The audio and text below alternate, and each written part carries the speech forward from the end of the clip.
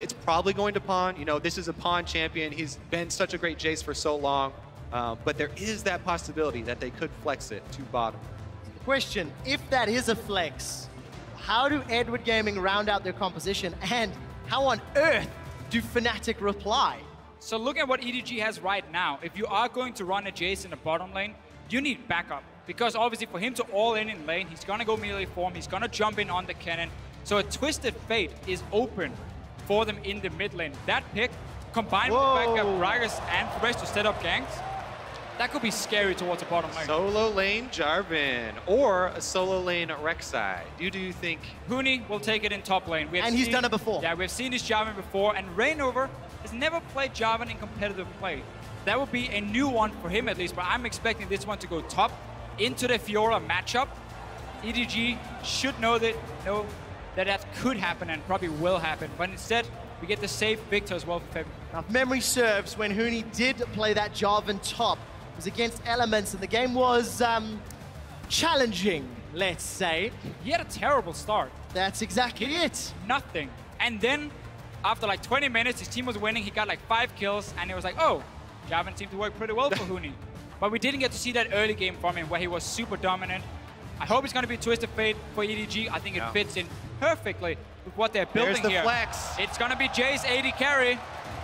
We get it. Oh, I thought it was so ridiculous. I know. When we brought this up, talking about it, we're like, nah, he's just playing around. But this is going to be the bottom lane Jace versus bottom lane Kennen matchup. Could you ask for a more interesting way to start a Twisted Fate AD the carry. quarterfinals of Fnatic versus Edward Gaming? But again, let's just really quick talk about this Jace. What it's going to do? Okay, the all-in potential is going to be very, very strong. You have backup from Fleelov, who loves to sit around the bottom lane. You have Lantern from the Thresh, you have CC to set up, and then a Twisted Fate joining. They're even running triple teleport at the moment. Also, Jace is actually a really good champion just individually against Alistar. If you queue up the knockback for Jace in hammer form, you can cancel the headbutt, and he won't be able to combo you. So he'll headbutt you, and you'll knock him back at the same time. Won't be able to get off that pulverize, and we'll be able to interrupt it. Plus, they also have the Thresh where Flay interrupts as well. They're still sitting on triple teleport at the moment. Add in a Twisted Fate as well. That's in total 4 globals coming in for EDG. And Febum is running cleanse in that middle lane. Well, wait until they lock. They did. They went into game with Flash, 3 teleports. Teleport, AD carry, death. It is happening, and it is happening here in London. Hit up Twitter with your votes. Hashtag FNCWin if you think Euphoria is the way, or hashtag EDG win if you think Eulogy is the way. It's game 1 of the quarterfinals. I'm so excited to see if EDG change their ways and actually try and focus on top lane now, because this Jarvan Fiora matchup is really, really snowballing. If Jarvan gets the first lead there, he can 100% Fiora. And yes, Fiora can riposte, but you have to have a really quick reaction time to riposte the Jarvan combo as soon as you hear the flag go down. Yeah, I'm looking at a Jace and a Twisted Fate that's very easy to lock down for Jarvan once he gets rolling, or if he gets rolling up in that top lane.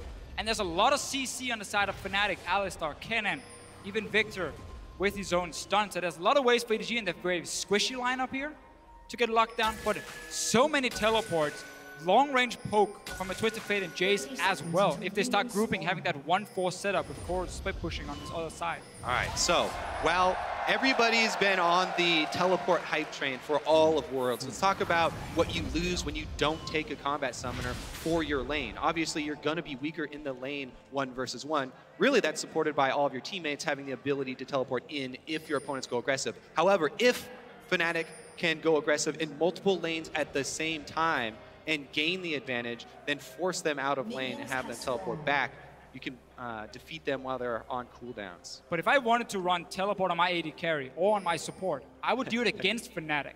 Because again, they are a team who does not play around Reckless and Yellowstar in the bottom lane. They will sit very often and farm alone and get no help. So if you know you always have your jungler as backup and a teleport from top and from mid, I would feel safe enough not running a defensive summon. And look at the starts from the junglers. This is exactly what we're talking about for both of these teams. Reignover starts on the bottom side, so he'll end up top by the top side, you know, where he's usually around Huni.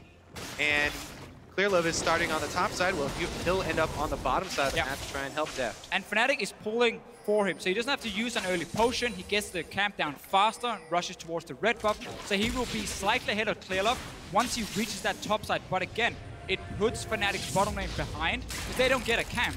Deft is level 2 already. He's got himself a ward, some additional potions from securing that Gromp. And gents, the theory of the AD carry teleport has been explained well. Let's see if EDG's communication can step up.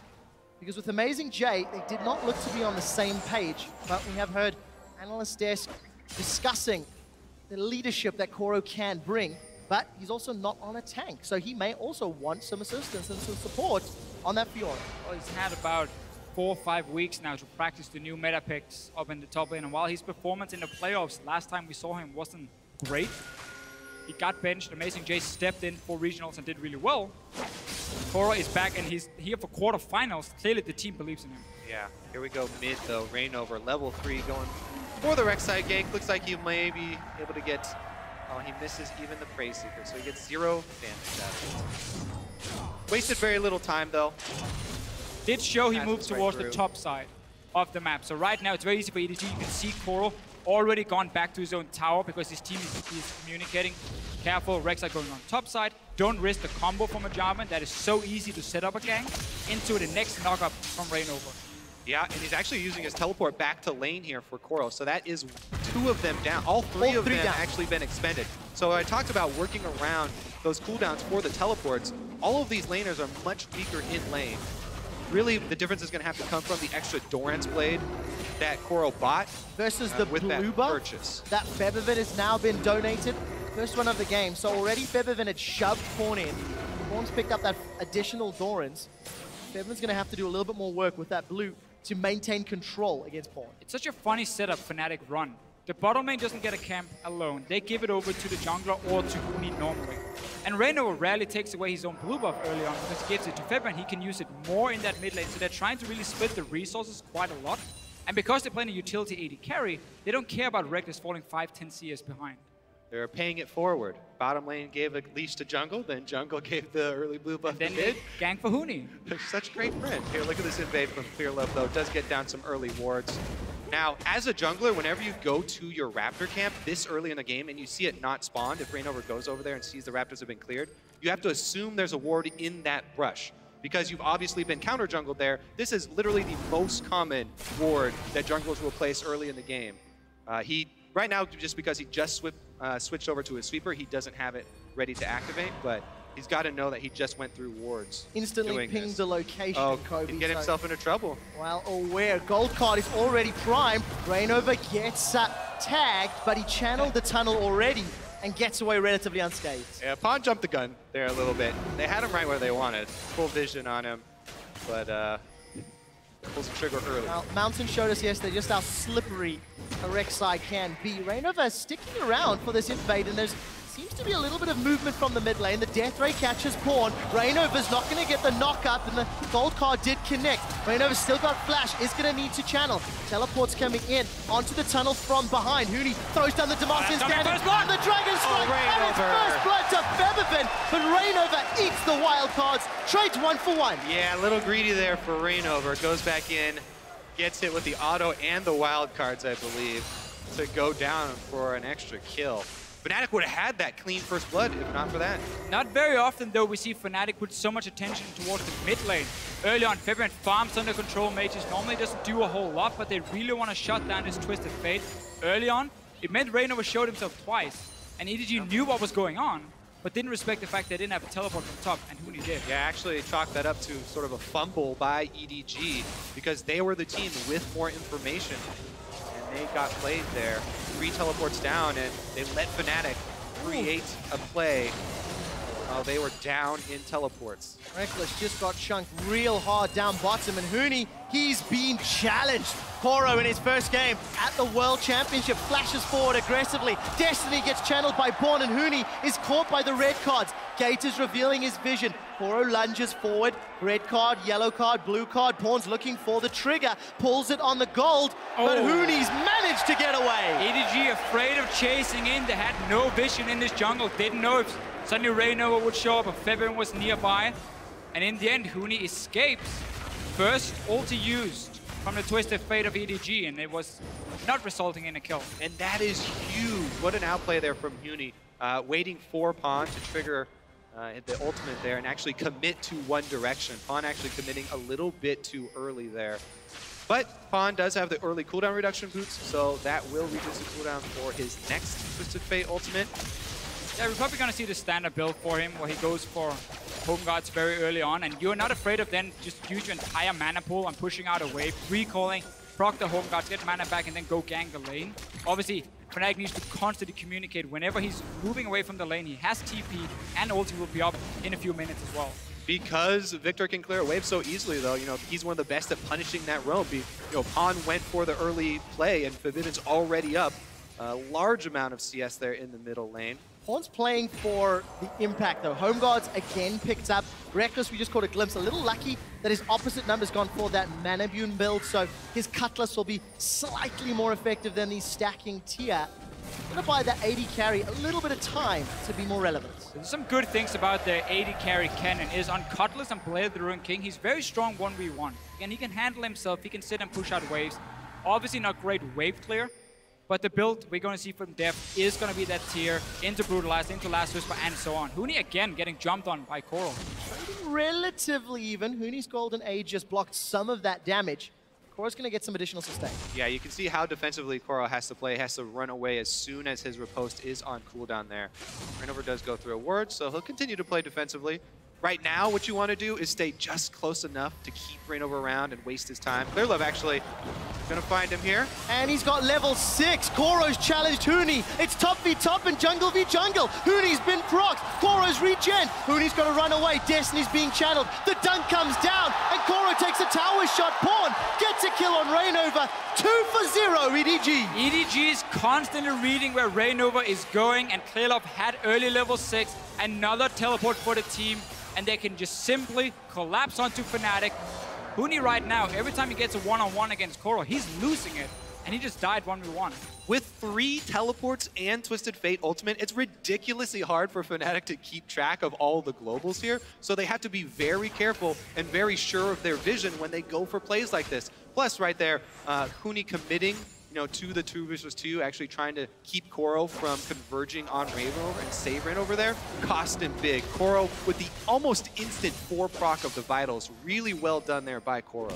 And that's why I would really like to see Fnatic just kind of sit back and say we don't have to go aggressive, because our mid laner will never be able to follow. But what Febiven can do is just constantly push in that mid lane, get a little bit of damage on the mid tower, empty the mana pool of the Twisted Fate, and keep the pressure that way, and always save your summoners for defensive moves when the teleports start happening from EDG. You cannot fight early on against so many globals. They even had the early sight stone here. Rainover's got the sight stone, set up your defensive vision to keep track of Gragas. If you can keep track of Gragas, then lanes can play defensively. Down bottom, Reckless and Yellowstar fairly easily playing safe. Meanwhile, though, Deft on the other side, as you said, he's got the tier. That's all that Jason wants to stack up right now. Sure. Again, he's not going to be super strong at the moment, but he can still sit and farm. Not a whole lot of kill pressure. Again, also with the teleports. So really, against a team that plays so much around the top laner, having so many globals is so effective, because the split pushing should never really start from Huni. He will always just get jumped by 2 or 3 guys. We'll find out how Huni's going to be able to pull himself back into the game. And we crested 10 minutes. Febiven's got a very large CS lead over Pawn. Pawn actually, CS difference at 10 is the 2nd lowest of all quarter-finalist mid laners. So he's going to have a little bit more pressure to make those side lane gank impacts more valuable. Yeah, plus with this early home guard upgrade that you guys keep talking about, and a Twisted Fate ultimate back said it once, up. Kobe. Right, it's a great point, because right now, what you're looking for is the recall timers. Everybody's fighting around recall timers right now. Yes, it is about, marginal CS leads, but it's the recall timer right before the big dragon fight setup here. You can already see Mako's trying to get the first line of wards down, trying to get some vision for themselves. Teleport's coming back up of cooldown. And that dragon fight is where Fnatic needs to strike. It's not in the lanes against the globals. It's in a big 5-on-5 team fight where the enemy team is lacking 3 offensive summoners. We also see a rod of ages being built in the mid lane, so that's even slower stacking up. The first dragon is where Fnatic needs to be ready to fight. You have a cannon with his ulti, you have massive AoE from Febiven, and Huni can catch out some of these low mobility targets. That's where Fnatic want to strike, but they cannot fall further behind. Also, it's exactly where Victor shines. If Febiven can get to level 11 first, the huge amount of burst from that Victor ultimate can easily 100% somebody with a full combo of Victor if they're able to gain some vision around the area. Yellowstar does get hooked in though. He's gonna headbutt Deft away. He's in trouble. Huni forced to flash. He's been collapsed on. Flash forward onto Pawn. He's taken 2 turret shots. The Grand Challenge may time out shortly, but that's a great charge. Backwards, clear love, as well as Pawn get themselves 1. Tower hits onto Koro. Will at least make it a 1 for 2. But EDG have the advantage. Level 10. He's taking the wrong way. He's gone the wrong direction. Clearlove has started to channel his recall. The death ray needs to hit, and it's going to. Febiven will make it 2 for 2. And look at the difference right here, because Fnatic were not the ones making the play. They were sitting back, they were saving all the cooldowns so when this play would happen. Obviously, EDG can get the first kill because there are 3 guys going to top side, but at least you get a 2 for 2 on the side of Fnatic and you use a lot of globals. Yeah, you have to be so careful though, because you feel like they used a lot of globals, but they still have 2 teleports available to It's unfair. Yeah, exactly. By saying a lot of globals, they only use Twisted Fate over. So take that one back. Take that one back. All 3 teleports will be available for EDG in just a couple of seconds.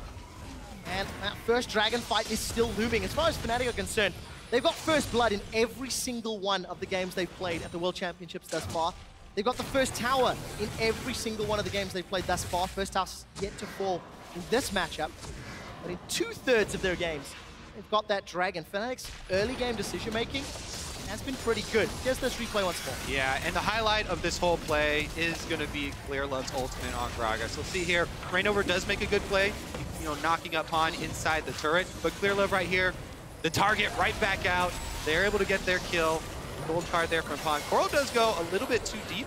They might have been able to finish it off without him sacrificing, but that's actually pretty close there, so won't knock him too hard. Still, Huni stays alive for quite a while. It buys time for the rest of Fnatic to move up there.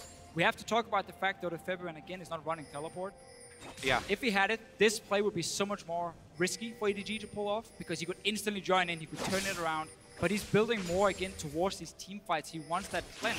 So he's going to be so hard to kill late game when EDG try and go for him. The thing I like about all of this globals and the fact that EDG can hit Fnatic where they really are strongest in their skirmishes and playing around their side lanes is the fact that Fnatic showed weakness to that exact playstyle in the summer split. He's now been jumped on by Koro. Oh, very nicely played. Will be able to get that knock up and escape. And gets the Grand Challenge out of Koro, who hit level 11 first. So we have TP for both top laners. Huni has ulti ready as well, and you can see Fnatic already started roaming around the dragon down here on the bottom side. They want to get these team fights going. Pawn's going to get dove here. They've got Alistar coming in behind the turret. Oh, Pawn's in so much trouble. Yellowstar needs to hit his combo. Flashes for the knock-up headbutt. Pawn backwards. Maiko saves him. Keeps him alive. Huni's in trouble. He slides and glides and dunks down. Will lock in Gragas, but it may not be enough. Reckless will sidestep the shock blast before Pawn has teleported with 100 hit points. The he flashes it and gets the kill. Reignover died on the top half of the map, and EDG decimate Fnatic. They just completely outplayed The dominoes are still going down here. It's just Yellowstar. Is this actually going to happen? Yellowstar's coming. Feeling confident. The Unbreakable Will is available and the Exhaust. Yellowstar wants to dive. He's got the teleport and Yellowstar's pulling back. Febiven's arrived, but Koro may want to fight, and Fnatic feeling the pressure, down 2,000 goals. So we have this dive in the mid lane. Maiko, he saw it, he moved in, he saves his mid laner first. And then we are fighting every single lane. Fnatic pushing on this tower, Koro's here to defend. I love the chain reaction when there are so many globals in the game. One fight breaks out on one side of the map and immediately 3 other do. Now, we also want to see if Crow face checks his brush. Looks like he's going to skirt around it. But again, checking back in on that EDG story, they focused a lot more around top lane to get Koro ahead, to make sure that Koro succeeds with a lot of these globals, to make sure that he can then affect the rest of the maps. They cancel? No. All spotted on the pink ward. So they play more around Koro. He's on Fiora. They have globals. They have pink wards early on for him as well. But this coordination and communication from EDG is what we didn't see from the Chinese teams in the group stage. They couldn't pull off these multiple TP plays in time. Right here, this play is so insane. On 3 lanes from EDG. Dive on top side, fight in the bottom lane, instant teleport down to join that one as well. Reignover trying to do his best out of a top side. But yeah, 2 versus 1 is difficult. And Fnatic lose something in every single lane. 2 people who have been shining lights for Fnatic. Huni and Reignover, 0-3, 2-1, 4-1. Luckily for Fnatic, there is strong wave clear from Febiven's Victor. Unluckily, they may have to wave clear on multiple lanes thanks to all of the map pressure EDG can apply in the coming minutes. The second tower falls. Fnatic keep Gold Lead relatively close, 2,000.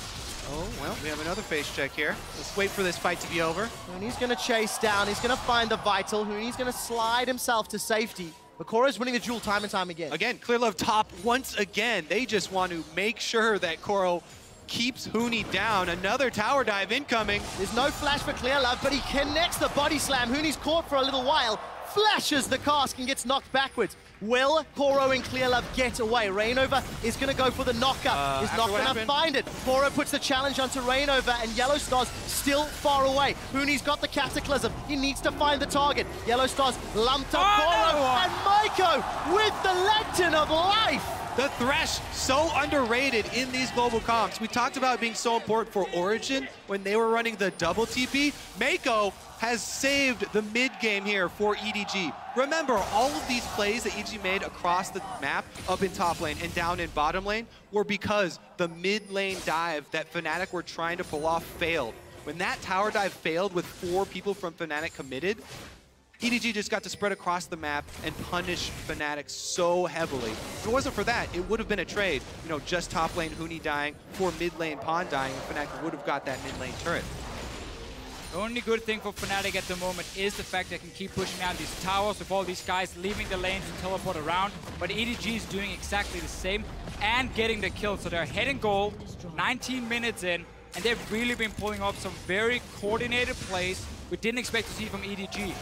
Or the same EDG we saw in group stage. Yeah. It's a very, very different team already. EDG averaged a 200 gold lead at 20 minutes. In this game, it's 10 times that. It's near 2,000. And we'll get the first dragon uncontested as Fnatic concede that objective. And for EDG, they are looking exceptional. Take a look at Pawn's build. Rod of Age has been stacking for 5 minutes. Lichbane is a second item. Yeah. Thanks to Koro's kills and farm, he's got that Black Cleaver picked up. And even Deft just picked up some armor pain, getting closer to that last Whisper. So those shock blasts are going to do a number on Fnatic's defense and allow EDG to siege and poke them away from the tower. Yeah, Twisted Fate plus Jace poke is going to be able to keep Fnatic under turret here. Luckily for Fnatic, they do have the King of Wave Clear, Victor.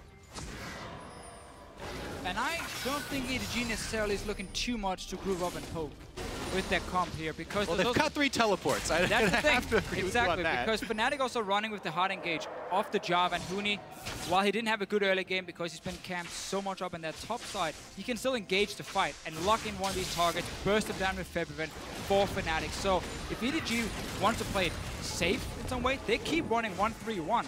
With all these teleports here, have your Twisted Fate sit in mid and just keep going to both side lanes. I think the thing that you do, though, is you combo your Twisted Fate with your Jace, because in the mid lane, Twisted Fate can then teleport to either side, you know, while Jace and Twisted Fate are poking in the mid lane. Plus, Jace has a speed boost he can use to disengage for them. Gentlemen, Yellow Star, he fancies this one. He's going to pulverize onto Clearlove. The Unbreakable Will is there as well. Reignover's jumped in. Deft has got dunked by the Cataclysm, and he's dropped. The Grand Challenge is onto Huni, and it procs, healing up EDG. But it does not matter. Koro's killed through the heal. Clearlove stunned up by Reckless. The pulverize connects. Fnatic find 3 kills. And may set their sights on Baron. They've peeled backwards. We just talked about how EDG does not want to group up, because then the hard engage from Fnatic can happen. And what do we see? Well, they get the fight. They start the Baron. Yep, they're going for Baron here, and it's just Pawn and Maiko on the outside, going to try and poke them off of it here. Find out if they do. Mako's gonna need to wind up that chain and find a target. 2,500 hit points on Baron. Paul is gonna throw the wild cards. They killed Yellow Star. The Baron's secured. Will they win the fight? Pawn's knocked up. Reckless looks for the stun. He's got one, he's got two. They've got Baron. Fnatic lead. EDG. What a play from Fnatic. They know how strong they can be in a 5-on-5 team fight. Yellow Star was baiting it, and he goes in first. Rain over the flank. Everyone from Fnatic collapses. You have to be decisive when you're facing this much global pressure. And Yellow Star, the captain, the shot caller for the team, makes the play. He dodges the hook from Mako, circles around, Rain over teleports in, and they're able to get the fight they want. Deft here, stuck in the middle, can't even click the lantern and had to flash out. Wow, meanwhile, they've got Koro as well. Again, this time around, Fnatic catching Koro, the straggler. What's going on here? We just praised EDG for their coordination there. Great communication, suddenly using 3 teleports. Koro just got completely caught out for absolutely no reason. Grouping up earlier as well. Get the team out for Fnatic. They just turned this game around. You have to be so careful. When you are running a high pressure team with multiple teleports, you have to coordinate your pressure. You can't just have one person splitting while the rest of you are, half your team is purchasing in base. Everyone has to coordinate their wave pushes. Bottom and top need to push at the same time. There, Koro was just pushing by himself. Nobody else from EDG applying pressure. So Fnatic collapse and they get a nice kill. With Baron buff afterwards, it means they get a whole bunch of objectives afterwards as well. And of course, because Deft was dunked so early on, he never got to deal damage.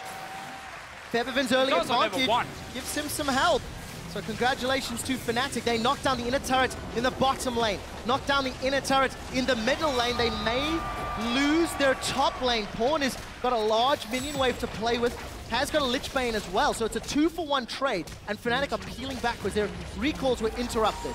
But this is a play EDG has pulled off quite a lot back in the LPL, but they're trying to always trade objectives. They knew, okay, we can't really defend properly. They could maybe even tower dive us if we tried to. Our only wave player is the Twisted Fate at the moment, so just use him instead just to get something. So they take a tower, but Fnatic can still be super happy with the last 5 minutes. Especially with the Baron buff on Fnatic. So difficult to try and clear those minions. So EDG do get something back for themselves during the duration. But that was the whole discussion we had before here. You know, what do you do with your EDG? Who do you send down to the second side lane? Because you have Fiora sitting in one of them split pushing. Do you send down Deft to sit on his own with the Jace because he doesn't offer that much wave clear in the mid lane and you want to have the Twisted Fate who can go to both lanes? Do you group them up and start poking? Again, that's so risky because of the hard engage that can happen. So they need to be able to put pressure on all 3 lanes. You can see Deft go towards top side now and set that 1-3-1 up for EDG. But they're so far back on the map. It just becomes a lot more harder now. And because Fnatic just got such a big mid-game play, they got a whole bunch of vision while they were doing that. Not only did they take down a bunch of turrets, but with a double Sightstone for Fnatic, they've been able to lay so much vision down in EDG territory. As soon as EDG try and set up one of these plays, that does take a while to get there, Fnatic will know about it. Look at all those wards in the bottom half of the map. Pawn did walk over that pink ward, pinged it out, and has actually gone back to kill that resource for Fnatic. And for Fnatic, Dragon's up in 5 seconds. They do have the timer. They're deciding with all their information, let's shove those waves in as best we can and try to secure at least the first objective. Only 2 Dragons at 25 minutes. It's not been a primary focus for either of these teams. It's all been about top lane, really. So far away from Dragon, basically all the plays in the early game. This just to get to 6%. Let's see what happens. Hoon is going on Clearlove. Yep, he's got him. Clearlove's in trouble. He's going to get headbutted out of the Cataclysm, but Hooney follows up with a great Dragon Strike. Another pick here for Fnatic. And again, that Dragon that Fnatic got is actually fairly big because, you know, 26 minutes into the game, the 6% does mean a lot, and it was awarded to them because they had so much deep vision from that last push. On top of it, they catch Clearlove here. EDG starting to crumble. Yeah, they really need to stop getting caught out because every time that happens, their split push breaks. Because suddenly now you have to back away from your side lane. You have to respect the fact Fnatic are 5 members on the map. So Koro now has to go really far back. He cannot use the big wave. Fnatic can set up another slow push and then start grouping again and look for another fight. And of course, Clearlove, this isn't the first time he's been caught out of position. Much like Hooney, throughout the group stages, both players being a little over-aggressive in their positioning, maybe too far forward. All the tempo is now sitting with Fnatic. I just want to re-highlight, how important we talk about Thresh is in this composition. Right there was a perfect example where Clearlove should have been with Mako. That is a support jungle duo that's supposed to be getting vision, because Gragas Thresh is so safe if they are together. However, no Mako there, Clearlove gets caught, he gets pushed around, and they lose more space.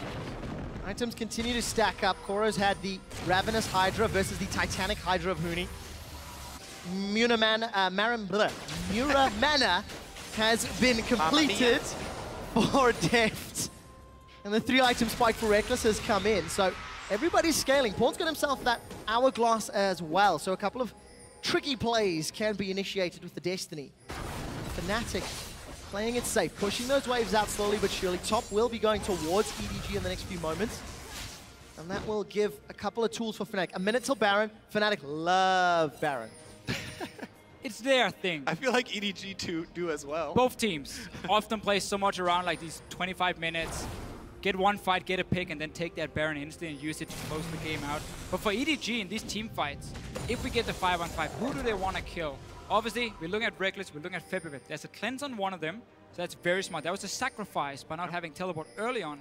And then Kennen is one of these AD carries who play really well for himself because he has a massive AoE aura. He can stun you if the aura goes in there with squishy targets and take them down. Not only that, but going with this build for Reckless, it's all based around sustain and auto attack speed. So he's getting off multiple stuns, multiple charges, and you just buy a little bit of time, steal up more life because you're life stealing on all of these targets with your double life steal build. If you don't focus him and burst him down, then he'll sustain through the whole fight. He'll continue to throw out these annoying mini stuns and provide that CC that Fnatic need because they have Huni who likes to run damage in top lane. And if we get an aggressive ulti in the backline from a Twisted Fate to lock down a target, then all 5 members of EDG are stuck in there. They're all trying to get to the same guy. 2 melee champions for Deft and Koro. Or, well, Deft when he wants to burst at least. Let's see what Yellow happens Star here. again. 2 teleports available for EDG as their solos are down in the bottom. Double stun on Clearlove and Mako. They've already got Mako. Clearlove's looking to get away as Reckless looks for the stun. Finds it. May not get another. Continues to auto-attack. 2 members down. With Dangerous Might, Fnatic may need to defend. Koro and Pawn, they've got an inner turret. They've got a minion wave to work with, and Fnatic, they're a little split. Huni's decided to back away. Febivin is already in the base, and the rest of the team on Baron. Yep, he can't do it by himself. It doesn't matter. Pawn and Koro are going to be able to take this, and he's also got to be careful about getting killed. Let's see if Fnatic can take that Baron, though. Koro's in so much trouble. The Cataclysm locks them both in, and with the Chaos Storm and the Death Ray, Febivin's already got a kill. The knockup doesn't connect, but it does not matter. Huni comes in to dunk while they take the Baron.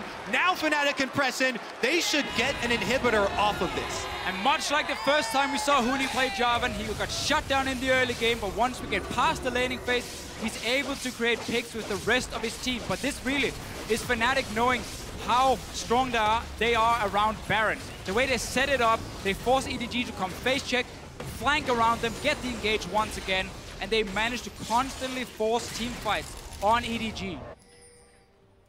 Part of the reason why quadruple global teleport comps are so rare is because they take so much precision to pull off.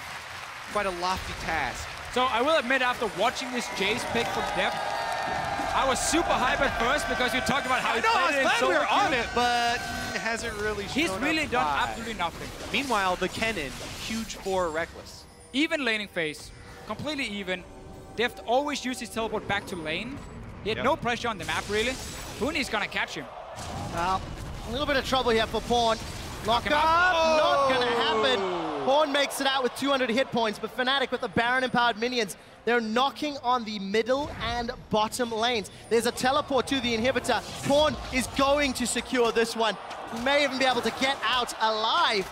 He's definitely been reviewing the backdoor tactics. He has no minions, though, But at all. Huni's got home guards, though. He's got home guards. He's coming in for the repeat dunk. There is no Cataclysm. I think losing 1 life for supers might be worth it if the rest of EDG can defend. There's no teleport for Huni. But Fnatic he was the right wave up in the clear. face. He was the wave clear that just disappeared to take an inhibitor, nothing else. There was no minions, so he couldn't go further and threatened to backdoor the Nexus as well. So Fnatic knew, okay, well, he's gonna get one, but now we don't really care because he's gone. We can easily just push up. Huni's going to join his team, and that's 5 members from Fnatic. They can dive EDG super easy. Cataclysm's only a few seconds away, but this tower is down. It has been deconstructed in front of EDG's faces. The second inhibitor falls, and there are supers on 2 lanes for Fnatic. This is the single lane for EDG. I do not think that was worth it. Just even if you traded 1-for-1 in terms of inhibitors, because Huni could even have stayed with his team and just went straight for EDG. If you look at that gold difference, when teams have had a gold lead at 20 minutes at the World Championship, they have an 89% win ratio. Currently, Fnatic's looking to be the 11%. They've turned the game around after 1 successful teamfight. 1 misstep from EDG. Well, these swung it completely EDG are running, favor. as we said, such a delicate team composition that takes so much precision. If you make that one mid-game mistake, we saw how heavily Fnatic were able to punish them for it. Huge, huge swing. Trinity Force completed for Deft. Another thing he's done quite a lot on this Jace, and it's somewhat weird because he gets it so late in the game. It normally doesn't do much, like 30 attack damage, 32 minutes in. It's not a massive upgrade for a very expensive item. But it seems to be more, he wants the movement speed from it, he wants the Sheen proc to get a little bit more burst. Yeah. But he can never really go in hammer form against this Fnatic lineup because they want him to jump in with the rest of the team. So they have Kennen AoE, Victor AoE, Alistar knock off everything to just take down these squishy targets. So I don't really agree with his Trinity Force buy. Korn has realized the error of his ways, joined the rest of EDG to wave clear under this turret. Baron has worn out, so Fnatic are waiting for those supers. They're pushing through the middle lane quite deep. Unfortunately for Fnatic, I think there's going to be multiple supers in the bottom lane pushing against them. So there is a little bit of a timer working against this top lane siege. Yeah, right now, EDG are hoping that Fnatic stick around and are a little bit too aggressive. Because EDG's only chance here is to make an all-in at the turret, whereas Fnatic can just wait around. They've got all the cards. See when they reveal them, Kobe. Another minion wave has danced its way up to this top tower. How quickly Pawn can clear them. Melees are down to half hit points. Rekkles gets chunked. Gold card comes out, and Clearlove has found him. Rekkles gets pushed backwards, and he's shut down by Deft. This could be the team fight that turns it around. 2 members of Fnatic are down for only Clearlove from EDG. Featherfin's forced to retreat. The double kill will be added to Koro's score. Fnatic lose 4. EDG do it. They pull off the only thing that they possibly could, an all-in under the turret. And they, well, can they chase down Forbidden here? It looks like Koro's going to be able to...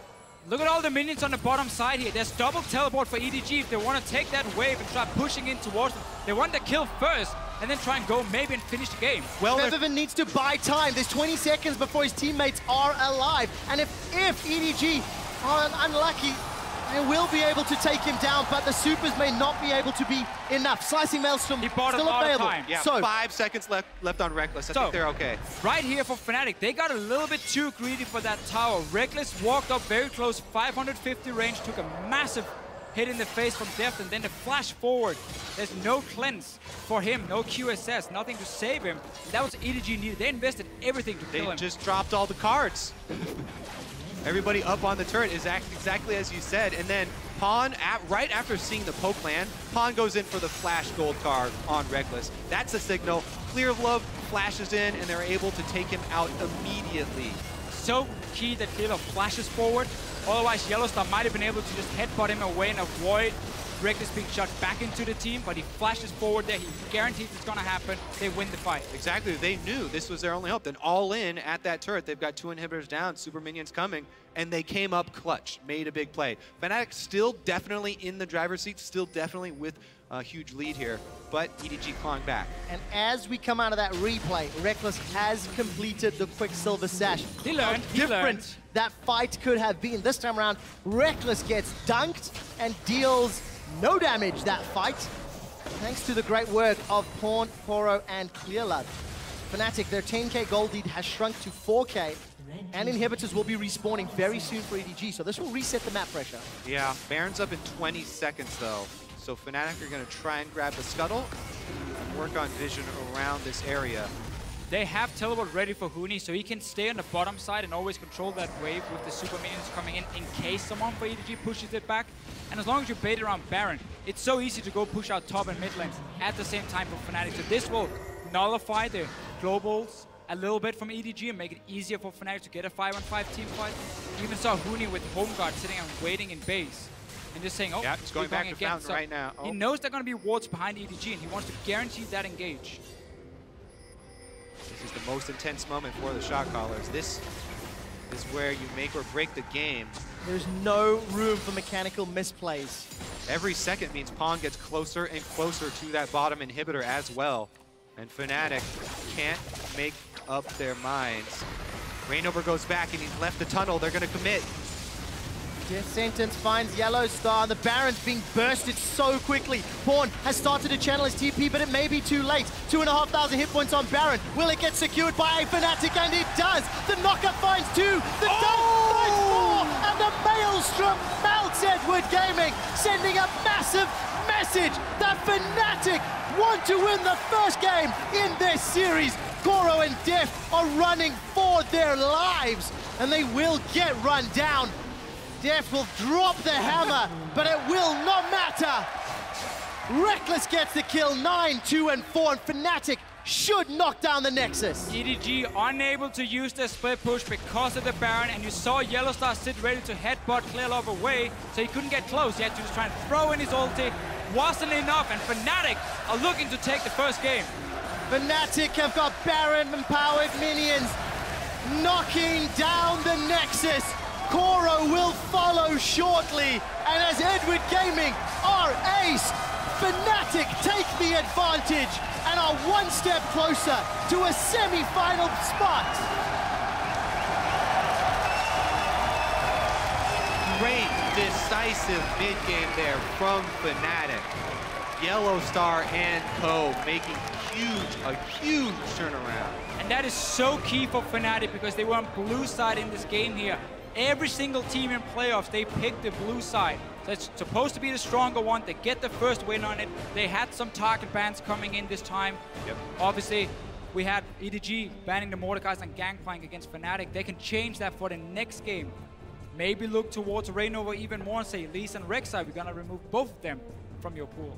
So, AD carry Jace definitely did not work out It as gets a intended. 1 out of 10 in this game. But let's also be honest, it was not necessarily... The judgment of Denmark here is harsh. Maybe not 10. necessarily the reason they lost, because if they had not grouped and given up the lead at 23 minutes, played the map a little smarter... Sure. Two very key things happened. First of all, Fnatic realized we don't have to try and make plays in the early game against all the globals. Yeah. So like they saved the cooldowns, flashes and everything to try and stay alive for as long as possible and always just chip away in the towers. And then, as you said, EDG were like, guys, we're winning because we're split pushing. Let's group. Let's go around mid lane and see what happens and instant engage Baron. So here's one of the reasons why I just like the AD Kennen so much more as far as these novelty AD carry picks, because it's so important to have a safe AD carry that can lane and get CS while your support roams. Support roaming is so big here at the World Championship. Not the finals yet, at the World Championships. And we've seen the teams get punished so heavily for it already when, you know, Mako and Clearlove are separated. Big things happen for Fnatic. And they made it happen, found the opportunity. Fnatic take the advantage in the series. We're going to head over to the analyst desk. They're standing by to take a look at that game. Thank you very much, guys. I'm joined here by Jat and Freak to break down that very first game of Fnatic versus EDG. Whew, what a game it was. A fantastic game. Let's just start with that. Absolutely. I mean, there were so many cool things going on here. We got to see triple teleport come out. That was interesting for sure. We got to see some really tenacious calls as well. The 21-minute semi-ace where Yellowstar makes the right call to go for Baron because the chance of a steal is actually quite low. A lot of very, very smart choices made this game. A lot of stuff. So let's start by the early game and the picks that came out. Obviously the Jace AD carry, but maybe more surprising, all of the teleports. How did EDG use that to their advantage in the early game? Yeah, so interestingly enough for EDG, the Jace teleport never actually teleported to make a positive play, so it played out mostly like a double teleport team with Twisted Fate, which still had a global advantage, and they mainly used the teleport bottom to try and keep map pressure on that side. You would have actually expected Fnatic to attack the teleporting AD carry since he had no second defensive summoner a little bit more early on in the game, but because that wasn't happening, EDG kept finding numbers advantages throughout the rest of the map. And something for Fnatic, sorry to cut in, which is a change from sometimes the overconfident plays we see them making in the past couple of weeks. When it happened a couple of times that they got dove on with a couple of teleports, the next time they were careful and they waited it out. I mean, yes and no. We actually saw a lot of kind of bad plays. There was the kill that was initially off screen, and the replay happened. Reignover chasing into a 1v2 under his own turret after Huni already got dived. Reignover's like, me too, I'll give you some kills. And the Koreans on Fnatic started out like 2-7 total or something like that. And a lot of that, to be honest, not to blame Huni for this one, but he picked himself into a bad one-on-one matchup. Jarvan's never